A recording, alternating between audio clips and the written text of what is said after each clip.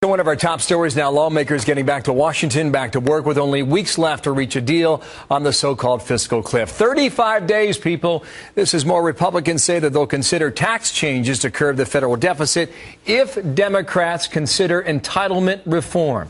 Eric Cantor, Virginia Congressman, House Majority Leader, good to see you, and hope you had a good Thanksgiving. Very nice. Good to be here. Thanks for coming back to New York. Put all this other stuff to the side.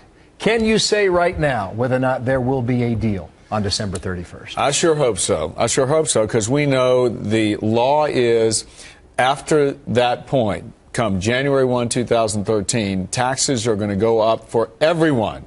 It is not just going to be what the president wants to continue to say in terms of raising taxes on the wealthy. It's everything. So we know that that will happen. We don't want that to happen. That's a punishing strategy. We want to try and avoid going off the fiscal cliff. And I hope that, my counterparts on the other side of the aisle will join us, and that the president will step up and make sure this doesn't happen. That was not a yes. That was a maybe. Again, there is a process at work, Bill. In Washington, it's the White House, the House, and the Senate. I think that pretty much on our side of the aisle and in the House, we want to make sure we don't go over the cliff. What you hear from folks like Patty Murray, the incoming chairwoman of the Budget Committee in the Senate, is she thinks we ought to go off the cliff. So that's sort of what we're dealing with right now, and I hope that reasonable minds will prevail and realize taxes are going up on everyone, and we don't want that to happen. It's not good for our economy. It's not good for hardworking taxpayers of this country. The Republicans that were on the talk shows on Sunday, Peter King was one of them. The door appears to be cracking, at least on the right, when it comes to revenue, not tax rates, but tax revenue. Here's Peter King on that. President Obama won. He won fair and square. We won the House. We won it fair and square. Democrats still control the Senate. Slight edge to the Democrats. Bottom line is, though, it's over with. Let's find a way to get resolved as much as possible between now and the end of the year. And so what they're talking about, again, is tax revenue. And the House speakers talked about that, John Boehner. Mitt Romney campaigned on it. Right, and John Boehner went to the White House, 10 days or so ago, and put revenues on the table. And again, we don't think that raising tax rates is something that's good for this economy, that will help grow jobs. And so what we have said is there are ways for the federal government to have more revenue if we grow this economy and engage in tax reform. That's the proposal we've got on the table. But let's remember what all this is about. You could put taxes at 100% on the wealthy and not solve the problem of the spending.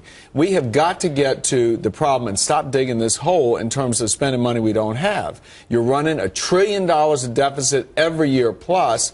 That's the proposals we put on the table to stop that. We're looking at the president to come forward with his ideas. Not just the president, too, but you're looking at Democrats in Congress, be it the House or the Senate. Where are they willing to give when it comes to entitlement reform on Medicaid, Medicare, and possibly even Social Security? And that's the question, Bill. That's what we've got to see from Nancy Pelosi, Harry Reid, and the president. Where is their proposal to actually fix the problem?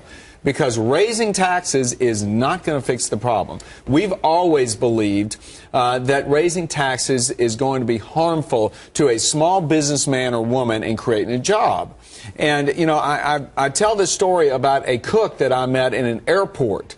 When he told me, he came up and says, "Congressman, please do something about the problem in Washington. We need more jobs." He said, "I had to take a cook's position because I couldn't find a job that best met my skill set in the construction industry. I want to go and find that job to make the kind of money that I feel I'm worth. But if you raise taxes on the small businessman or woman who's creating that job, that is creating less of a likelihood that you're going to create the job." So you have this dance now, and you're trying to thread this needle, the difference between raising tax revenues and raising tax rates. And there is a distinction. I get it. But do your constituents get it? Are they going to look at you and say, "Hey, you guys caved"?